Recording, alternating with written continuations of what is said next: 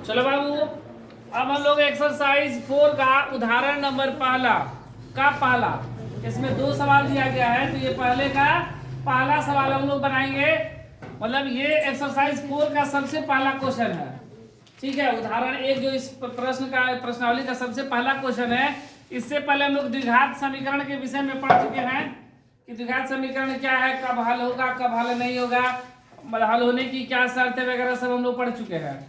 अब हम लोग पढ़ेंगे पहला सवाल में है कि निम्न स्थितियों को गणितीय रूप में व्यक्त करें। इसको हमको गणितीय रूप में व्यक्त करना है। यहाँ पर हल करने की बात नहीं बोली गई, सिर्फ गणितीय रूप में, मतलब द्विघात समीकरण के रूप में हमको इसको लिख देना है।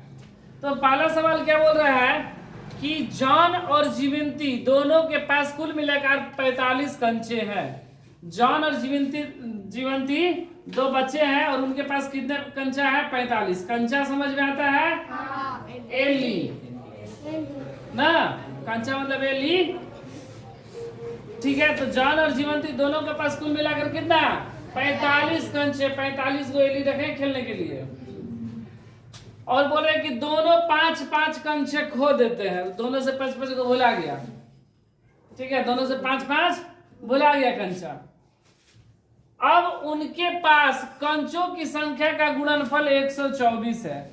अब जितना कंचा हम लोग के पास बचा, दोनों के पास 5-5 भुला जाने के बाद जितना बचा कंचा दोनों का, और दोनों को गुणा कर दिया जाए कंचा में, तो वह हो जाता है कितना? 124। तो बोल रहा है कि हम जानना चाहेंगे कि आरंभ में उनके पास कितने कंचे थे, मतलब शुरू में कितना कंचा था ये। तो यहाँ पर बोल रहा है कि जॉन और जीवंती के पास कुल मिलाकर 45 कंचे। कितना? 45 कंचे। तो देखो, सबसे पहले जॉन के पास कितना है, जीवंती के पास कितना है, ये हमको नहीं पता है, लेकिन ये पता है कि जॉन और जीवंती के पास कंचा है। तो माना कि इन दोनों में से किसी एक के पास हम मान ले रहे हैं कि x कंचा है। तो माना कि जॉन के पास या जीवंती जिसके पास मानने का इच्छा करे, मानने के लिए हम लोग स्वतंत्र हैं। तो माना कि जॉन के पास कंचों की संख्या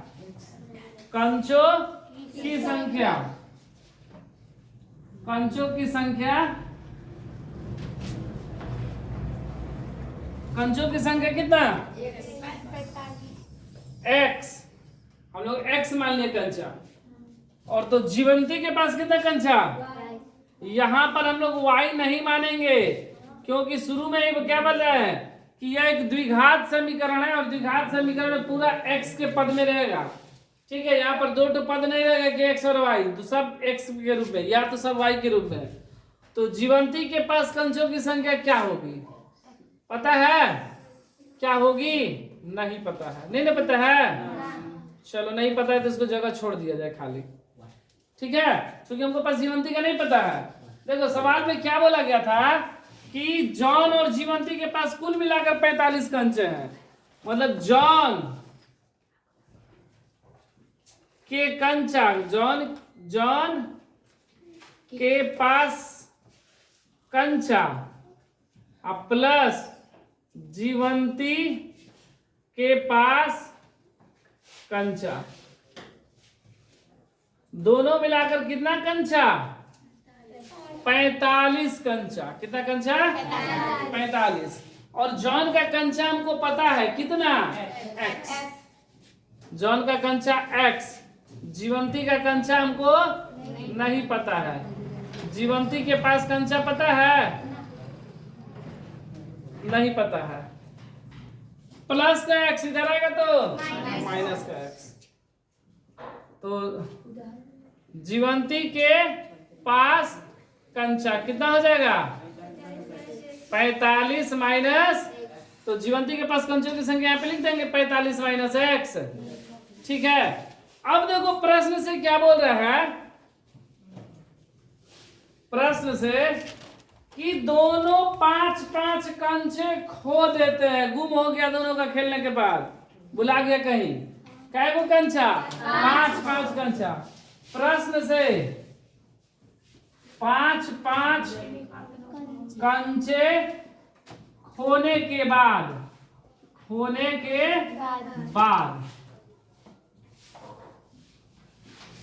जॉन के पास कंचों की संख्या कितना? पहले x था, अब इसमें से 5 को उसका भुला गया तो x माइनस 5 भुला गया ना। और जीवंती का भी बुलाया है ना, तो जीवंती के पास कंचों की संख्या कितना हो जाएगा? पहले कितना था उसके पास?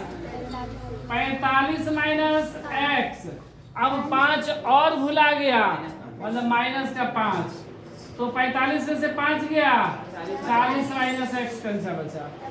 अब देखो क्या बोल रहा है, कोने के पास कंचों की संख्या का गुणनफल 124 है।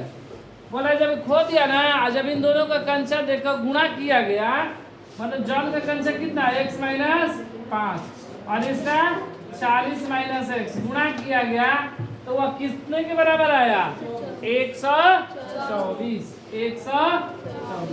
तो एक बार x से गुणा कर लेंगे इसमें 40 माइनस x में, एक बार 5 से गुणा कर लिए माइनस 5 का, 40 माइनस x से बराबर में 124। ठीक है, ये गुणा किया तो 40x minus x square minus 40 बचे माइनस 5x बराबर 124। ठीक है, यहाँ पर लिख रहे हैं, ये देखो माइनस का एक्स स्क्वायर है ना, क्या बचा? ये प्लस का 40x प्लस का, और ये प्लस का 5x, दोनों x एक जगह पे। ये क्या? माइनस का 200 और ये प्लस इधर आएगा तो माइनस का 124 बराबर। ठीक है, तो क्या बचा? माइनस का एक्स स्क्वायर 40 और 5 45x। ठीक है, और ये जोड़ देंगे तो कितना हो जाएगा? 200 और 124 324 माइनस माइनस प्लस ना। अब देखो यहाँ पर माइनस में इधर आएगा तो क्या आ जाएगा? प्लस में एक्स स्क्वायर, ये प्लस का 45 इधर आएगा तो माइनस का 45x, माइनस का 324 इधर आएगा तो प्लस का 324 बराबर 0। तो हमको क्या बोला गया था कि इसको हम लोग गणितीय रूप में व्यक्त करना है, तो हम लोग क्या करेंगे? यहीं तक हल करेंगे। ठीक, गणितीय रूप में व्यक्त हो गया। अगर बोलेगा हल करने के लिए तो हल कर लेंगे पहला गुणे तीसरा के हिसाब से, नहीं तो फिर उसी से कर लेंगे पहला गुणे तीसरा के हिसाब से। लेकिन यहाँ पर हल करने के लिए नहीं बोला गया है। ठीक है, हमको क्या बोला गया? गणितीय रूप में व्यक्त कर, इसलिए हम लोग यहीं पर छोड़ देंगे। यही क्या हो गया मेरा?